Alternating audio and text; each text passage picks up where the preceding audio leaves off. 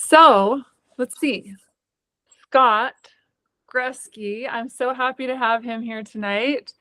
Let's see his background. He said he's trained in math and economics, UCSB and Harvard, spent the bulk of his adult life as a web developer specializing in niche subscription sites. He began transitioning out of tech about a decade ago and has been actively involved in health and wellness ever since. He's currently in a mentorship program with George and Linda Pransky and Associates.com, who he's going to be talking about one of their books tonight. And he's launched a coaching practice at freedsoul.com. So I will let him introduce the subject, and we're excited to have you, Scott. Well, thank you so much for having me.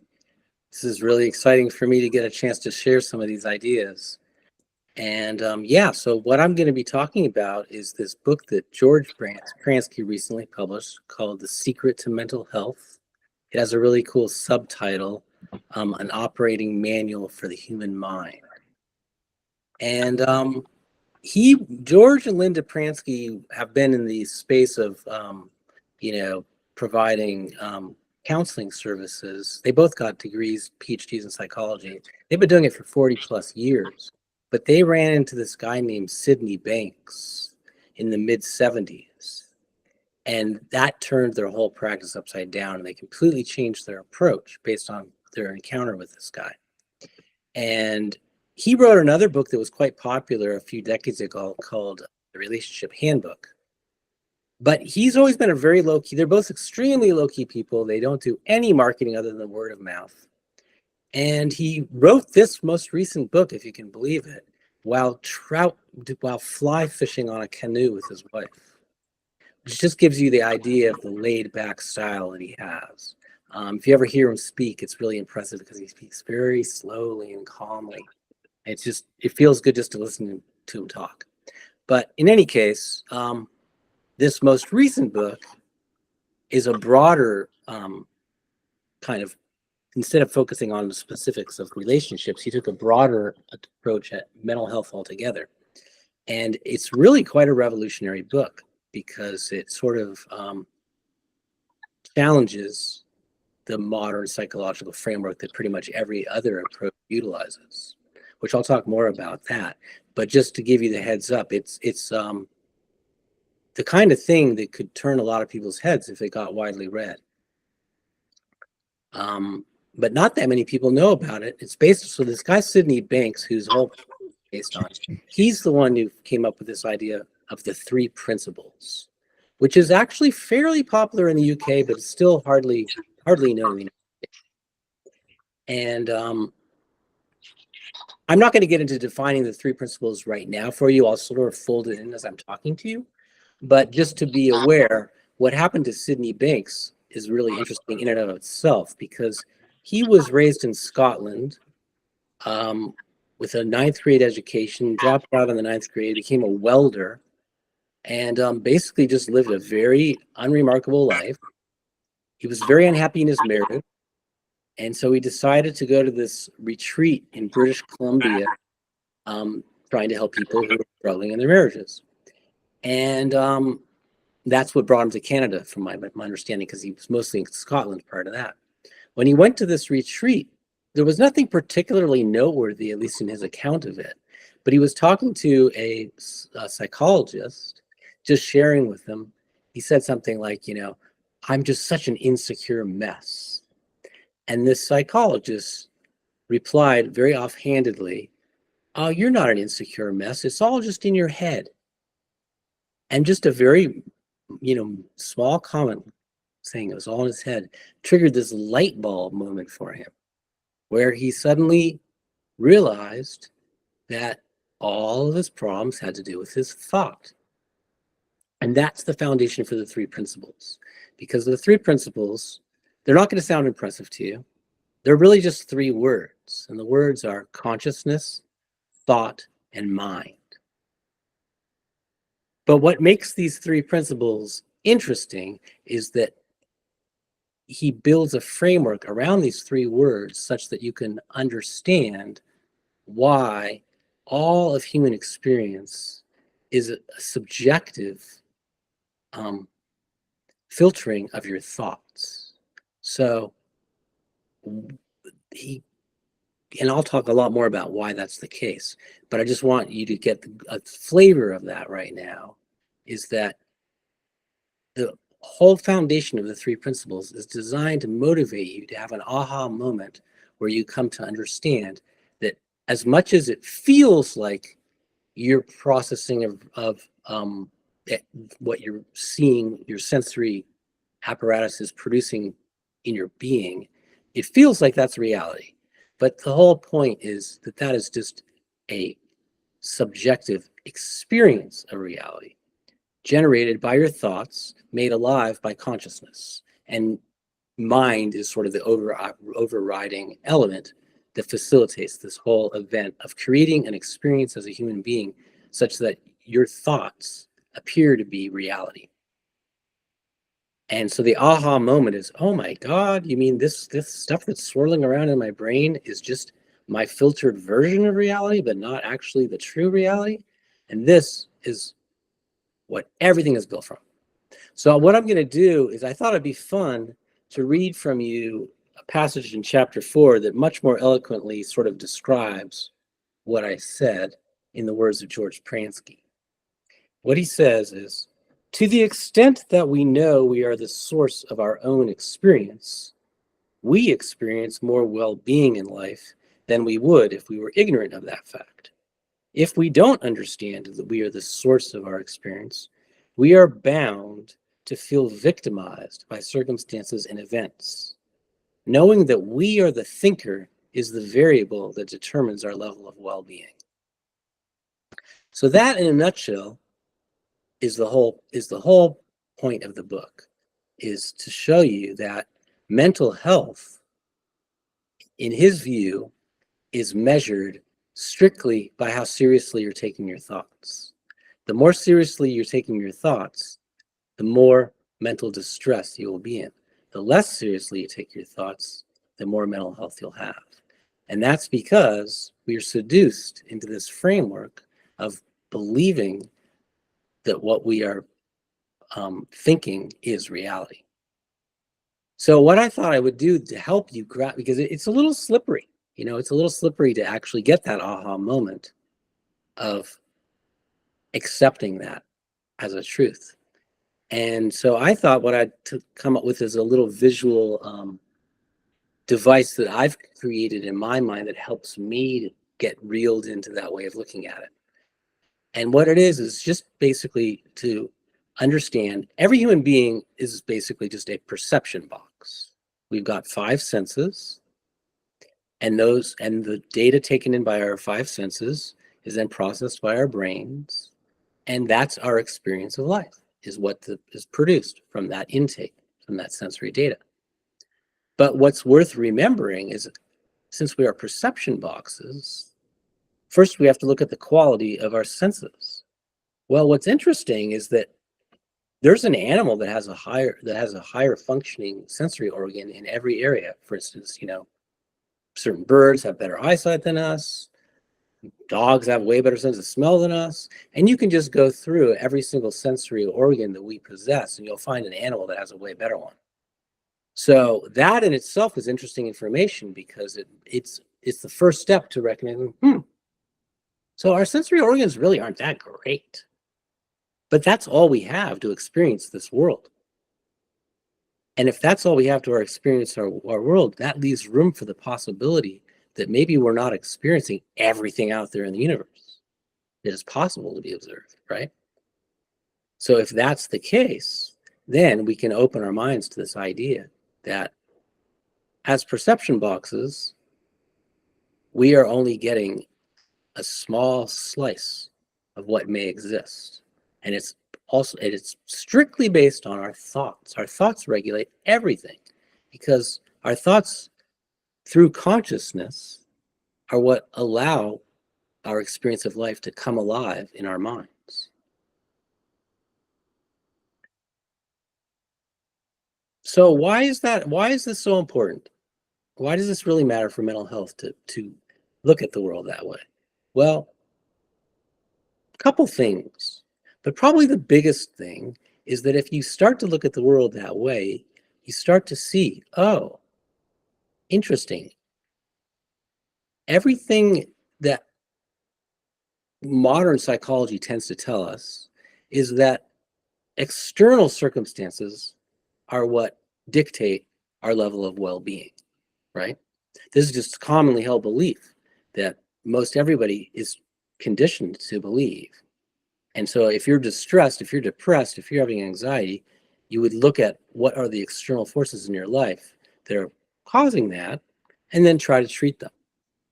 But if you look at it from the perception box model, you can turn this whole thing on its head and realize, wait a minute, one's experience of life is based on one's thoughts, not by external circumstances. And so the way you would want to treat somebody who's suffering would be to help them to look at their thoughts and perhaps respond to external stimuli differently, because it's their thoughts that are determining the response. And we see there are plenty of cases of this, like placebos are a common example of people understand that the pill is not actually treating the symptom. It's merely that somehow or another, the thought that it might help is what produces the relief. So this concept is not that unfamiliar. It's just that it's not widely adopted in every area. We just kind of look at it in isolated cases, and we understand that our thoughts are having an effect on how we're experiencing life. But when you look at it from the three principles perspective, you start to get the sense, oh my God, everything going on, absolutely everything going on in my experience of life is dictated by my thoughts. And so this becomes interesting because not only that, by the way, I should mention that that's the foundation of I don't know if you've heard of this whole inside out revolution that gets talked about a lot. Many people have written books about, healing is an inside job and this kind of idea. But it all derives from the three principles. It all derives from this framework, because if we are recognizing that it's not external circumstances, then we recognize that we are empowered to create the life or experience we want simply by how we're processing things. One famous quote that Sydney Banks used to say all the time that I think really captures this very beautifully is that we are only one thought away at any point in time to a completely different life experience. And that's kind of a revolutionary point of view in and of itself, because so often people are feeling so stuck in whatever's going on that's troubling them. And it seems like digging out is this huge task. How are you ever going to find,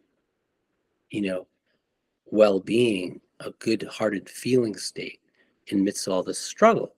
And to realize that it's just one thought away can be very inspiring. And it's borne out by the three principles framework, because if you can get yourself into a state of good feeling with one thought, job's done. Now, of course, it's moment by moment, and that's the other thing that's so interesting, is that this experience that our thoughts are creating for us, they're happening continuously. The thoughts never stop. They just keep happening, keep happening, keep happening. So as you get more and more into this framework, you start to realize, at first, people are seduced into thinking, oh, problem solved, so it's just my thoughts. But the thing that's so interesting is that just like it's very similar to when you meditate and you're focusing on your breath, right? But the mind is constantly wandering. So, you hear pretty much every meditation practitioner will tell you, no problem that your mind's wandering. Just when you notice that, bring your attention back to your breath. Well, this approach is exactly the same, only it's a way of moving through life, not just meditating. When you notice that you're disturbed and that you're having uncomfortable thoughts, just recognize that you do not need to take these thoughts seriously. Now, that sounds so easy, right? Some people are like, well, what do you mean not take your thoughts seriously? How am I supposed to do that? But interestingly enough, I challenge you guys tomorrow, when you're not feeling good, to just seriously consider that you can at any time you want, choose to not take the thoughts that are bothering you seriously. It's that simple. Now, of course, for it to really work, you have to find your bedrock conviction that you truly believe that you're only seeing a subjective piece of reality. So the very first thing is to get to a place where it's not just an intellectual, position that you can philosophically accept, but rather something that you truly feel in your heart and soul. Because when you have that, then you can bring yourself to this corrective position of not taking your thoughts seriously very swiftly and easily without any real struggle. And it allows you to stay in good feeling through the course of the day in a way that most people find pretty startling, because I think everybody would agree it's nice to be in good feeling as much as possible. What's so funny to me is that our brains, our minds come up with so many reasons why we're not able to stay in good feeling. But in fact, the remedy is incredibly simple. Just don't take your thoughts seriously. You're probably laughing at me because you're like, yeah, but how do you do that? And again, it goes back to that bedrock thing. But one of the things I thought would be fun is because this ties into what I wanted to briefly address as well. Why is this approach so interesting as a coach? Why is it a useful approach for coaching specifically? And what's so interesting is that the coach's job in this framework is not to fix anything. And it's not even to remind them to remind the client to not take their thoughts seriously. It's simply to get them to have that aha moment when they recognize that indeed they are only seeing a subjective sliver of reality. When they get that aha moment, the healing takes place automatically within them. There's nothing that the practitioner needs to do at that point. That's the end of the service rendered. So it's a completely different model because it's an inside-out model. You don't really have to spend very much time with diagnostics. You don't have to spend very much time. It's helpful sometimes to understand what the client's issues are, mainly so that you can come up with an approach to how to pitch these three principles such that it's most readily absorbable by them. But once they do indeed absorb it, then all the healing takes place automatically within them just by that corrective process of not taking their thoughts seriously. And so the experience of being a coach is really quite fun because you're not processing trauma. You're not rehashing painful experiences over and over and over again all day with people. Instead, you're actually modeling good feeling yourself, because one of the most effective ways of coaching is showing how grounded you are in the three principles. It seduces them into seeing that they can be that way themselves. And so the prospect of burnout that often coaching and therapists deal with becomes dramatically reduced under this approach. And just as a final thing, and then I'll open up to questions, I thought it would be fun as an exercise to show you that there are many, many, many ways of getting to this realization of not taking your thoughts seriously. That just happens to be a really quick and easy way based on once you accept the perception box model. But some people respond to different ways. And what's so interesting is that you can talk about this subject for hours and hours. And one person will key on one thing that you said that you didn't even think was that big of a deal, but that was what was really big for them. Other people will find something else. So it's really helpful to be able to come at it from many, many different angles. So I just came up with 10 different ways of functional equivalence to not taking your thoughts seriously that I thought would be fun for you to hear. And then I'll open it up to questions. But I didn't memorize my list. So okay. So one that's really cool that comes from ancient Hinduism is this idea that you are not your thoughts, you are not your mind, you are not your body, you're not your emotions. That was discovered by these, monks chanting in caves 5,000-10,000 years ago. We know from Sanskrit texts that they had realized that they were not their thoughts. You are not your thoughts. In fact, you are just the witness of your thoughts. If you take it from a spiritual standpoint, there's a really famous book, maybe you've heard, called The Untethered Soul by Michael Singer. And that was his big point. You are not your thoughts. So if you're not your thoughts, then you don't need to take them seriously, right? Because they're not even you. So that's one way to get at it that can be pretty cool if you like that framework. Another way is not taking things personally. You know, you can move around in this life and it's so easy to be triggered by things people say, by what your significant other might say, or a teacher says, or even just somebody who's your Uber driver. You can be like, I can't believe they said that. You can take it really seriously, right? And you can be hurt for all day long. But when you realize, you see that not just you are a perception box with very limited sensory apparatus, but that all the other humans wandering this planet also have pretty limited sensory capacity. It allows us to kind of consider that we all are psychologically innocent. And that helps us to not take things personally that other people might say or do, because we're all just struggling with pretty crummy sensory apparatus to move through this world, and it allows us to have compassion.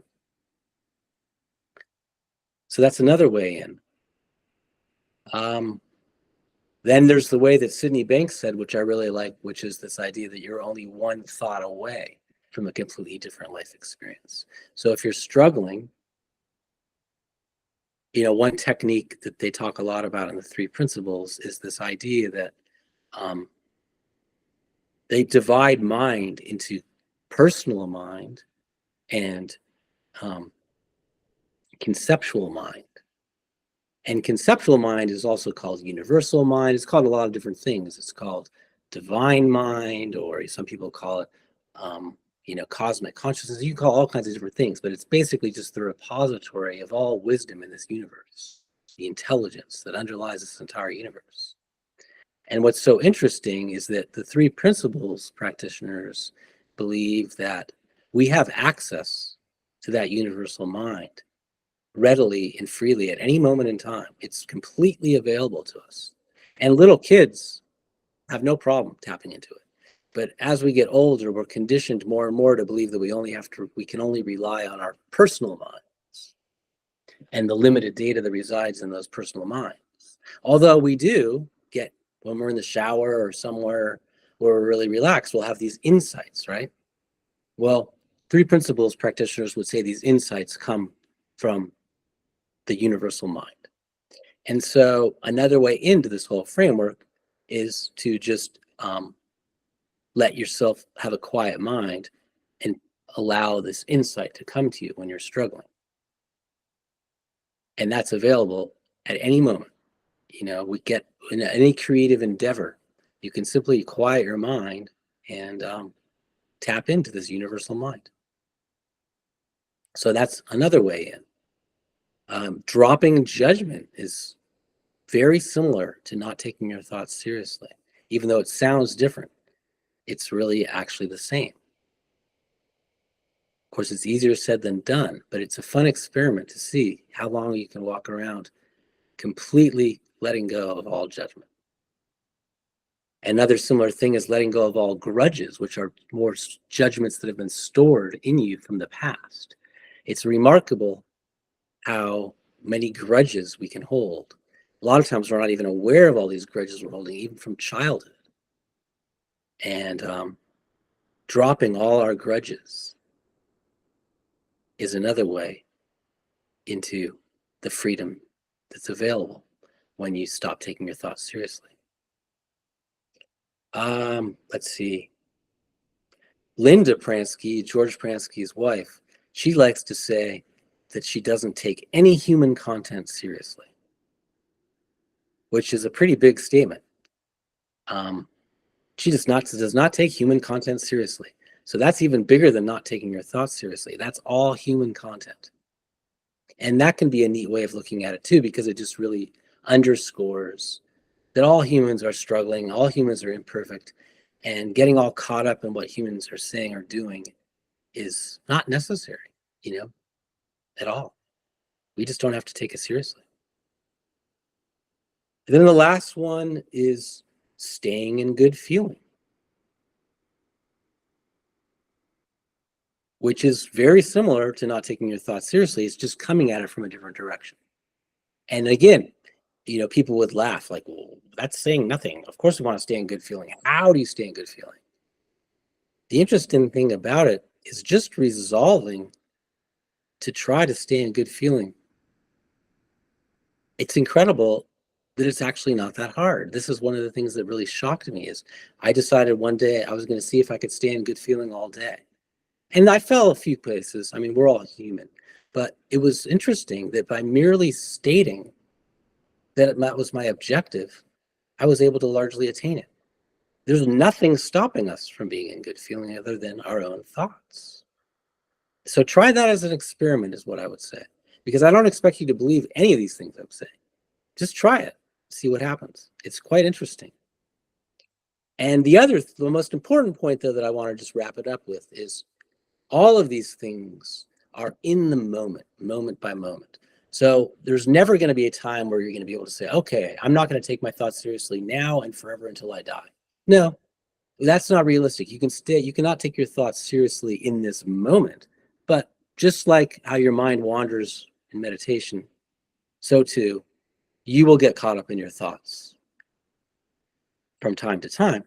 And then you can just laugh and understand, oh, it's one of those moments I'm getting caught up in my thoughts. So that's how I'm going to wrap it up for you guys and open it up for question and answer.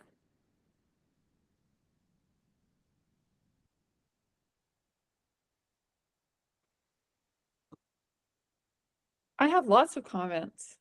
Okay. Yeah, that was awesome. And I believe everything you say. I found Peter Singer's book probably 3 years ago, and it was mind-blowing to me because I'd spent my life going, like, who am I up here? Is this thought me? Like, am I the lazy one? Am I the smart one? Am I the, the guilty one? Am I the whatever? Because I have all these, thoughts going on. And then I read his book, and he's like, which one? I think that was the first chapter. He's like, which one of these thoughts are you? And then he's like, guess what? None of them. And I was like, what? Right. Exactly. So yeah, that was very mind-blowing. Well, this was a comment that I made to you the other day that I was addicted to feeling bad. Mm-hmm. Like it's easy to say, oh, just stay in good feeling. Well, what I find with my clients is they don't want to feel good. They actually love, and I hear people say they're addicted to their suffering. So that's something I like to say, that, we get addicted to our suffering. It's like we get a hormone rush from having these negative thoughts and feeling sorry for ourselves and fighting with people. Like I know people, like their main goal in life is just to pick a fight because that's when they feel the best. That's where they feel comfortable, Well, I would only say, I mean, I totally get what you're saying, but I would only say that I'm not sure that would be what they would call good feeling. It's a habitual experience for them that might make them feel empowered, or like you said, it produces these hormones. It is exciting, but can they really say that makes them feel good? No, I don't think they would say that, but it's just, more like that they're addicted to it, just like people get addicted to, alcohol, and they don't feel good. They Right. don't feel good the next morning after they drink alcohol. They might not even feel good at the time, but But the alcohol does the alcohol does slow down or make them not feel as subjected to the thoughts in their mind. So they get some relief. I can see that, Yeah. And overeating, probably the same thing. Yeah, it's just a way to numb your mind.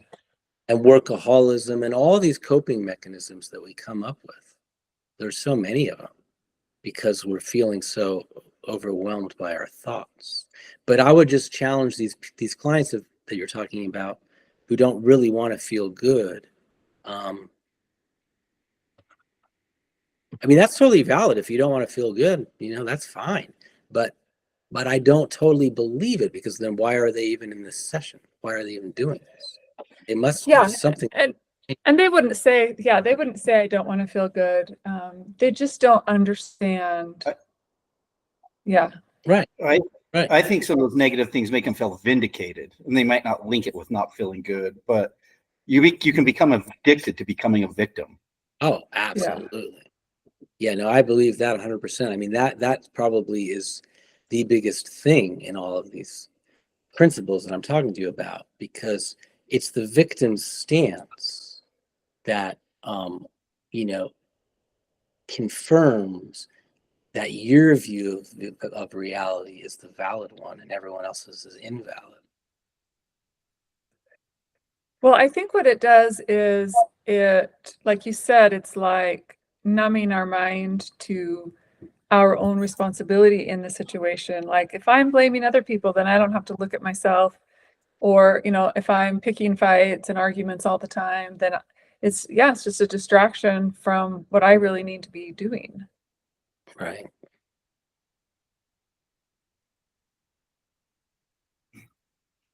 And for a lot of people, it seems kind of hopeless. It just doesn't seem like there's a way out. And traditional therapy often doesn't seem to be helping them find one either. So this sense of hopelessness can make these coping mechanisms seem even more like, well, that's all that's available to them. They don't see any other options. Yeah. So what do you say to a client like that just is like, yeah, I don't see a way out? Well, I would say, first I would see if the first thing I would do is,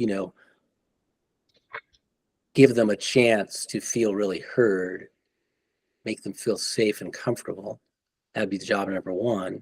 Then a chance to sort of showcase the groundedness that I or any other practitioner might be displaying in terms of their own good feeling, that will kind of coax them to see if maybe they can get a piece of that.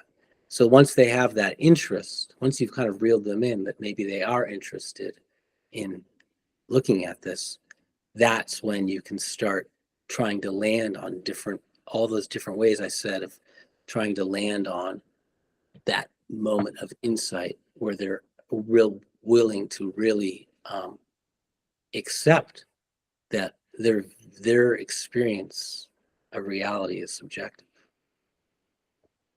Because that's what it takes.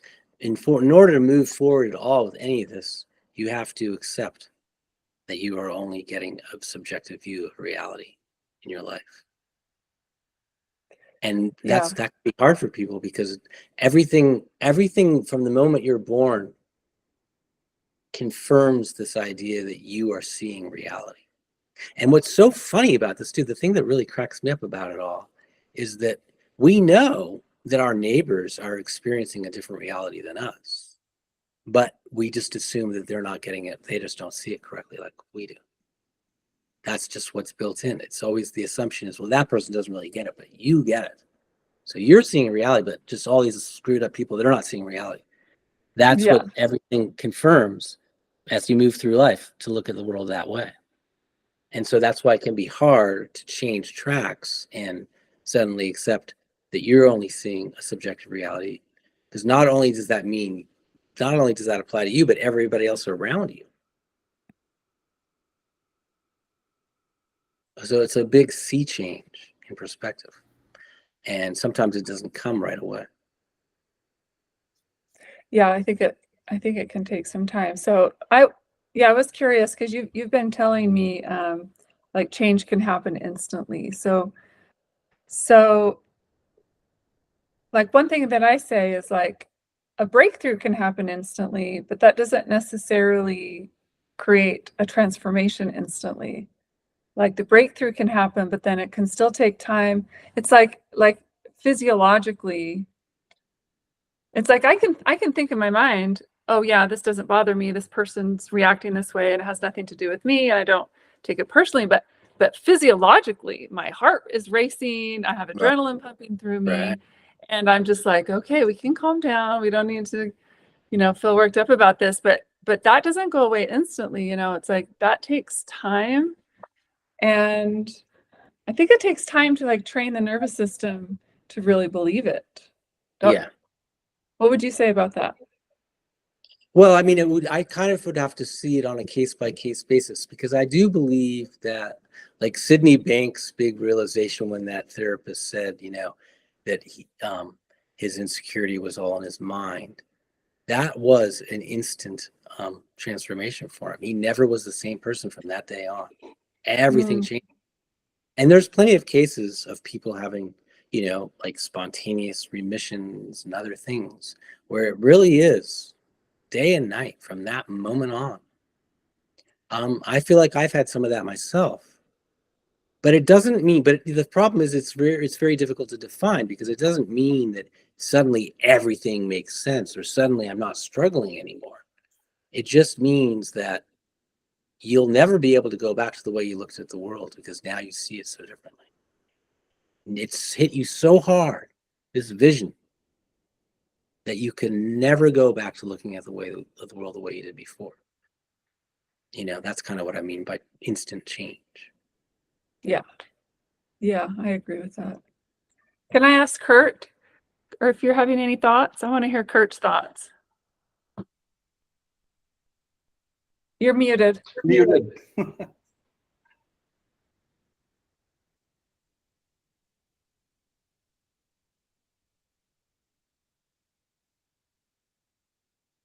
Want me to you're still muted.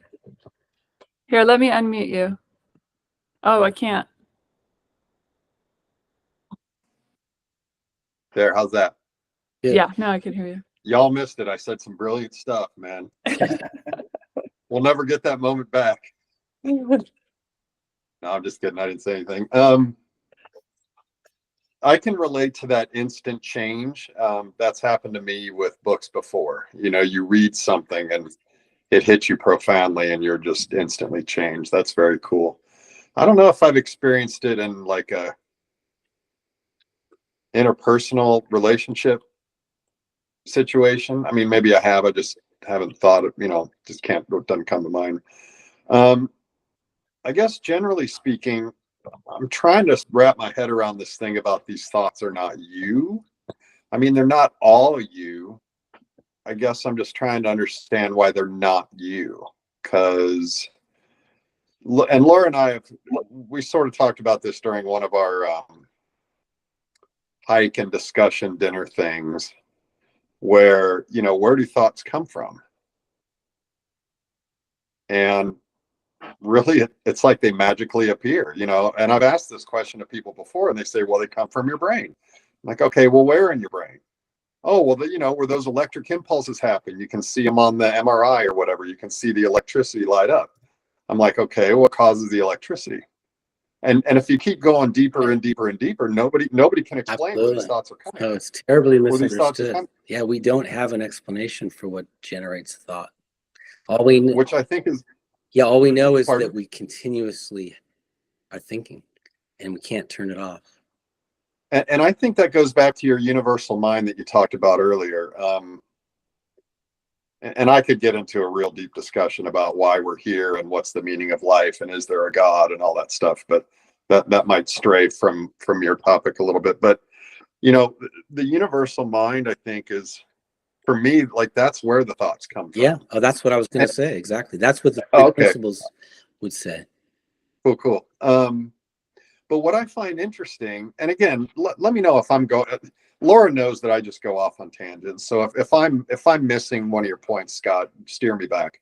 I look at my brother, and he's 3 years older than me, and we are so different in so many ways. And if you guys have siblings or spouses or whatever, like, why is it, and I don't expect an answer, but why is it that I have certain thoughts and the way I process certain things, and my brother does things completely opposite? And in my mind, completely inefficiently and childishly, and there's no answer for that except, the universal mind is so vast. Right. That I'm a little capsule of the universal mind, and my brother's a different capsule. Right. So both of these sets of thoughts are in the universal mind, as well as probably billions of other sets of thoughts who go into billions of other people. I don't know what my point is in saying all this, except again, how are they not? And Scott, I don't know if you have an answer for this, but how are my thoughts not me? I mean, they are personally me. Like, yes, they come from wherever, the magic ethos, but why aren't they mine? Because they're in my thoughts, they're in my consciousness. And I'm cool with, I liked your 10, I forget how you phrased it, but your list of 10 things that can kind of start you on the path that you say that these thoughts aren't mine. The dropping judgment's really good. I like that. And of course the universal mind, but I don't know. Why aren't they my thoughts? Why are Yeah, they well, not that's me? a great question. I mean, I could try to do what Michael Singer does in The Untethered Soul, but it would be a travesty because that book is really literally one of the best books I've ever read in my life. And he will walk you through this question so perfectly that I almost don't want to take a stab at it. That's okay. Reading that book because it's beautifully rendered, and it's a rather long exercise that you have to go through to be suitably convinced that you are not your thoughts. So why not have the world's greatest person do that for you? That's cool. I wrote down the other 2 books. I'm a big reader, so I added the third. That's fine. But but the Hindu, I mean, I could say something really quick. Is just this idea. Are you familiar with the idea of the witness? I don't think so. Okay, well, one of the things that's kind of weird about consciousness is that you can be aware of it. You can have awareness of awareness, which is really weird when you think about it. But that is one quick way of recognizing why you are not your thoughts, because you have the capacity to have awareness of your awareness. What is this thing that's having awareness of awareness? It's not your emotions. It's not your body. And it's not your thoughts. It couldn't be. It can possibly be your thoughts. Just think about it. How could your thoughts have awareness of awareness? I guess because you're aware that you're aware, like you're awake and you're alert and It has to be something outside for it to be aware, right? It can't just, and that's why the Hindus settled on this idea of it being the witness. So witness is basically, I think of the witness as sitting up here, watching everything that you do. It can't really influence anything you do. It just watches. Watches, and that's who you are. You are the witness. I have to wrap my mind around that too. I don't get it, but that's okay. Can I share something from Sure. Singer's book? Yeah. The way I got it was, the way I was convinced, I think, was that he's like, anything that you're aware of can't be you. It's like, here's a book Right. sitting here. I see the book. It's obviously not me. Right. Exactly. But I also see my arm. So this can't be me either. Right. Right. If I cut my arm off, who am I? You know, and so anything you're witnessing can't be you, which is including your thoughts. Right. Exactly. You said that way better than me. Thank you. And then there's also the allegory of Plato's cave. Right. When, he's like, you're looking at the shadows on the wall and thinking those are real when really it's reality is back here. Mm-hmm. And all we see is really shadows on the wall. Like Right. we're watching a movie. Right. When you're watching a movie, you don't think, oh, that's me. I am the movie. You just go, no, I'm watching a movie. Right. I'm listening to my thoughts. It's not me. Yeah, no, I'm so What is glad that? you brought that up because that's a really excellent way of getting into this space too, because we watch movies and when something scary happens, we might get a little bit anxious, but we can always soothe ourselves by just saying, oh, it's just a movie. And it's the exact same thing when you're saying don't take your thoughts seriously. It's the same exact thing because it's recognizing that what we are observing are just those flickerings of shadow on the cave on the wall. That's it. So why would you want to take that seriously? Once you know, see, that's the big aha moment. If you know that you're just looking at shadows in a cave, would you really want to take that very seriously? What do you think, Kurt? Well, no, I maybe I'm not getting the concept, but I to me, there's an obvious difference between watching shadows on a wall and having a thought that says I'm hungry or I need to work today or else my boss is going to fire me. Like that seems personal. That seems me, not a movie screen, not a cave screen with shadows. Yeah. I'm sure I'm missing something, and I'm No, not blaming you. no, that's a very great retort. I love that because that's what people that's a very common concern people have, is that some thoughts do need to be tended to, or you might die, right? So how dare you tell me to not take that seriously? I might die if I don't take it seriously. Okay, I get what you're saying there, and so you do have to do some discriminating in these thoughts.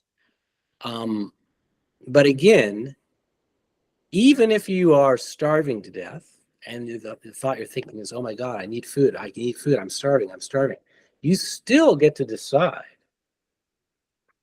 how you want to respond to that situation. You Sure. could, choose to be totally flipped out and just completely frozen with fear such that you can't even walk around and try to look for some food. That would be one response.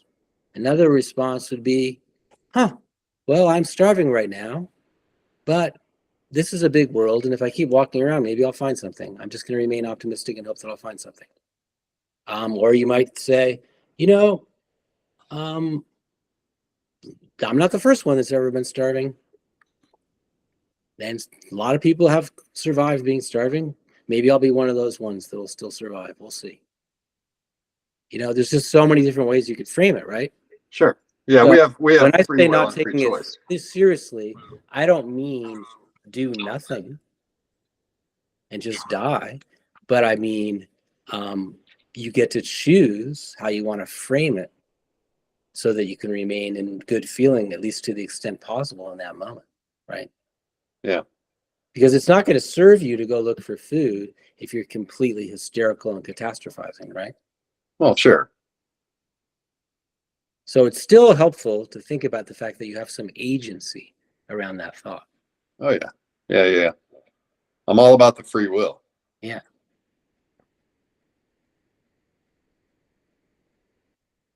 Nels, are you saying something? You're muted.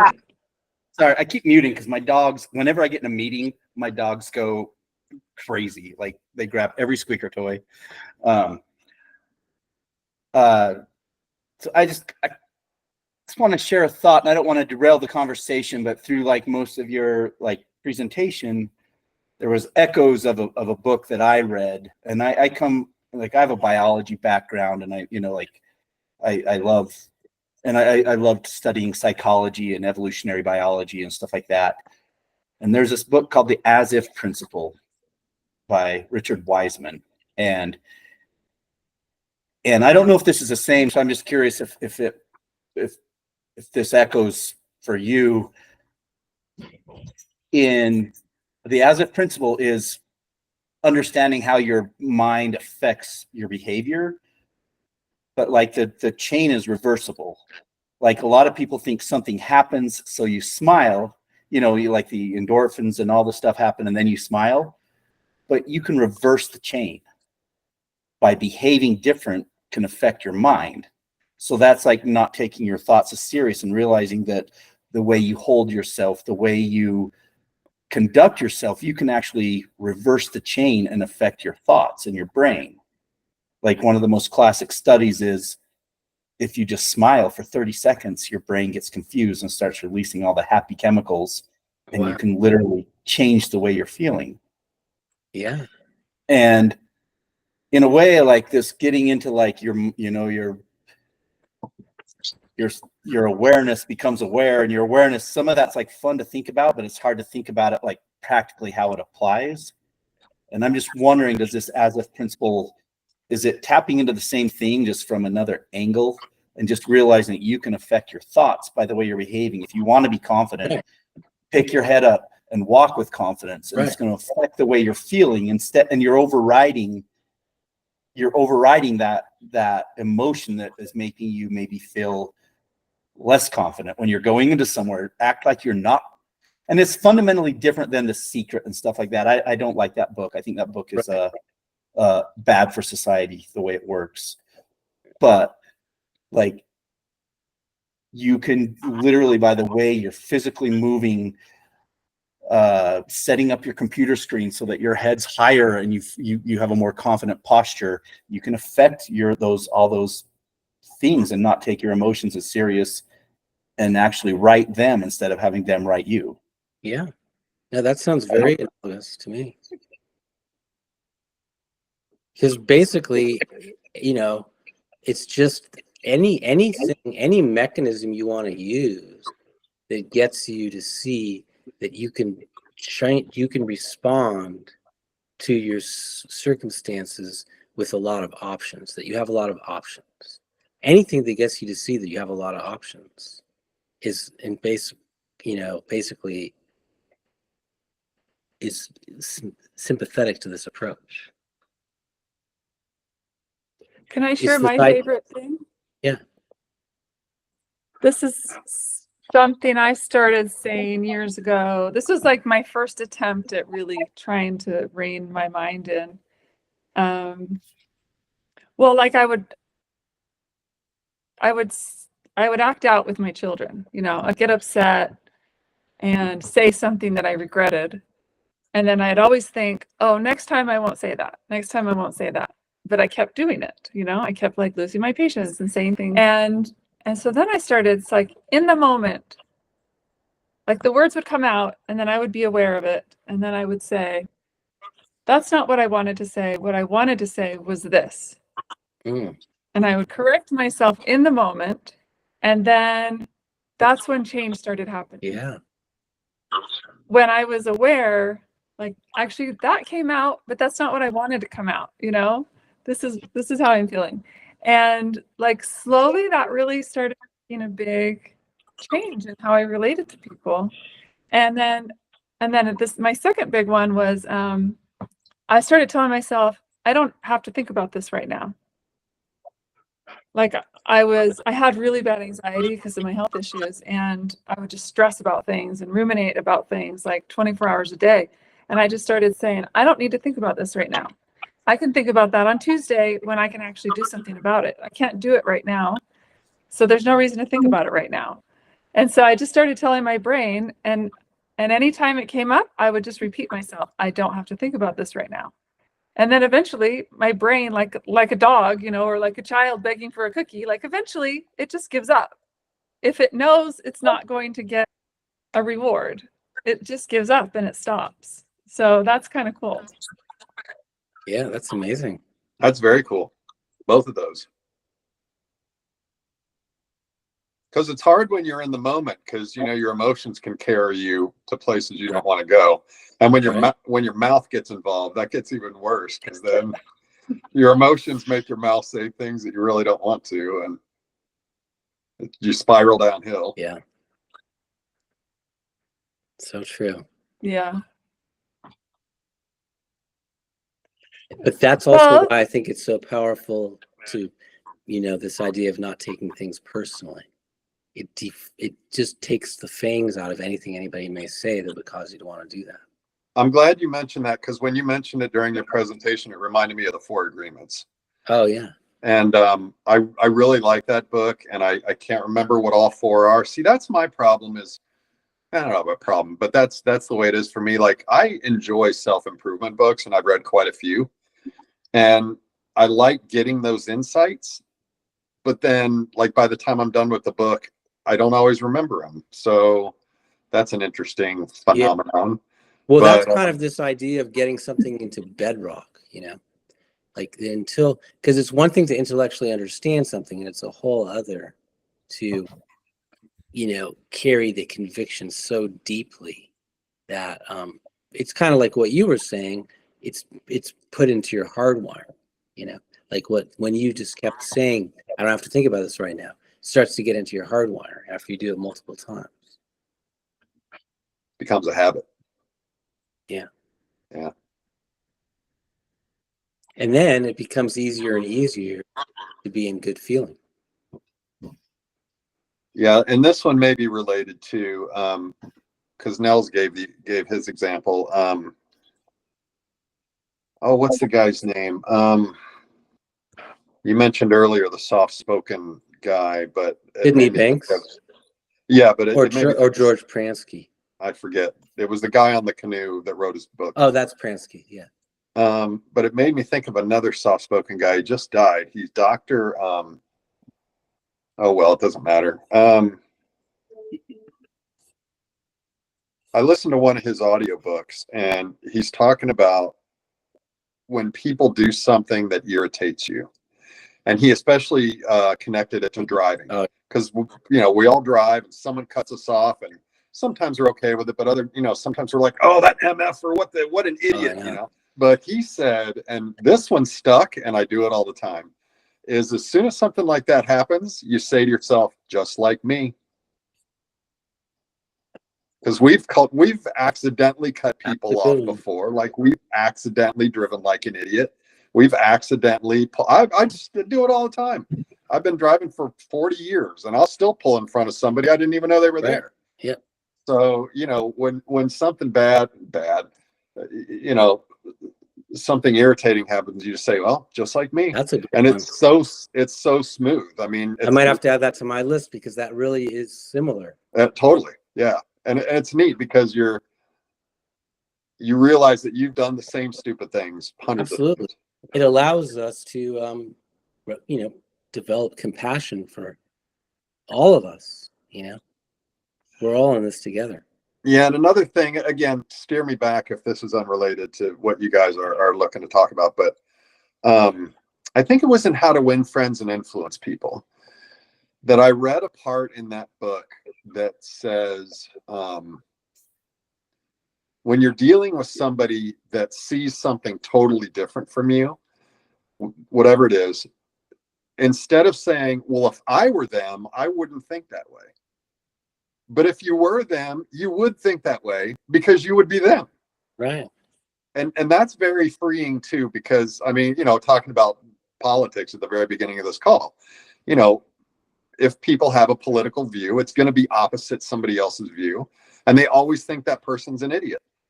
Well, they think you're an idiot, and you're both right. And if you can't say, well, if I was that person I'm arguing with, I would never make that stupid argument. Well, yes, you would. Right.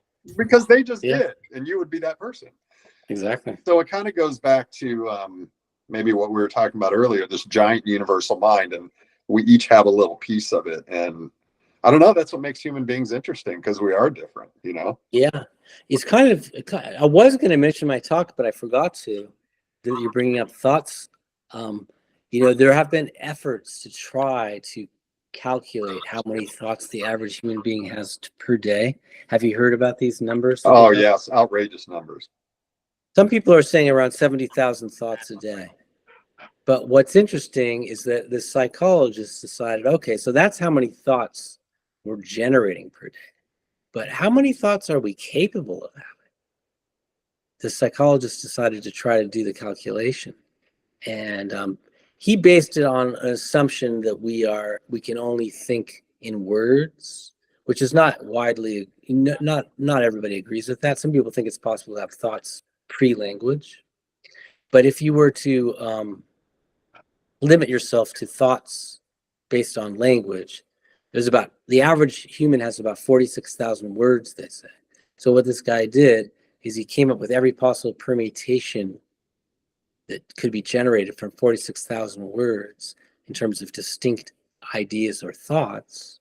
And he landed on 4 sextillion possible thoughts, which is, I believe that's 4,000 million thoughts. It's essentially infinity for all practical purposes. Like the universal mind. Right, exactly.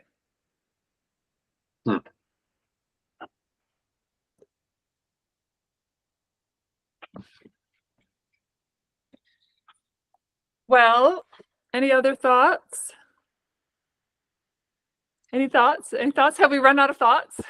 Well, thanks for the book ideas. Yeah. Thanks for the presentation. It's interesting. Oh, thank you. Thank you for listening. Not that I'm saying we're done, but I mean, that's my next thought. Yeah. No worries. Well, Covered a lot yeah, of ground.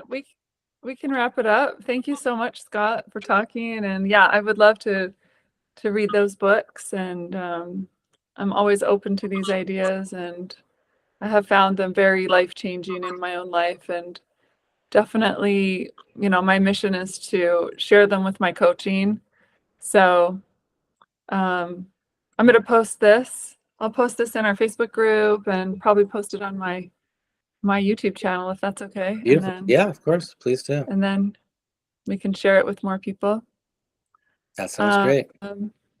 Yeah, and then also, if anyone else is interested in doing a little presentation or like a book review, Kendall's going to be doing, speaking of remembering what we read or what we learn from books, Kendall's going to be doing a presentation in a few weeks in July about how to read a book. So Cool. that'll be really interesting. And I'm going to do a presentation in a few weeks too. So anyway, if you have an idea and you want to share it with us, I just think it's a good practice to practice speaking and sharing our ideas and supporting each other. Yeah, it's a really cool thing you're doing. Thank you for doing this. Oh, sure. Yeah. Thanks for coming, you guys. I love it. I love all the connection I've been making since I've been doing this. It's really been valuable to me. So I hope it will be to you guys too. Oh, it is. It's fun. Quick question: is everybody local here, or like what's this? This is my first time even seeing Laura, and like we've talked briefly, but I'm not even a life coach. I'm just kind of a guy here. Well, you're a practitioner. Me too. You're a practitioner, I would say. So the group is for coaches, practitioners, and creators. So you definitely belong. And yeah, we're all local. Scott lives here half the time. That's right. Yeah. I'm South Jordan. South Jordan, okay. All right, I'm just here in like Sugar Hood, right? Kind of like by Liberty Park. So I'm in Sandy. okay. All right. Yeah, I'm just looking for ways to make this group valuable to people. And so if there's anything you feel like you need that would be valuable for you, like I have a calendar. I have a calendar of events, just events I like to go to, like music things, festivals, dancing things, clubs. And so if you have anything, like if you have an event going on that you want to share and add it to the calendar, and we can put your information on there, I would love to do that. And also post things in the Facebook group, whatever we need to do to help each other spread the word about the good work that we're doing. I would love to do it. Cool. Will you shoot me a link to your Facebook? Will you text me that?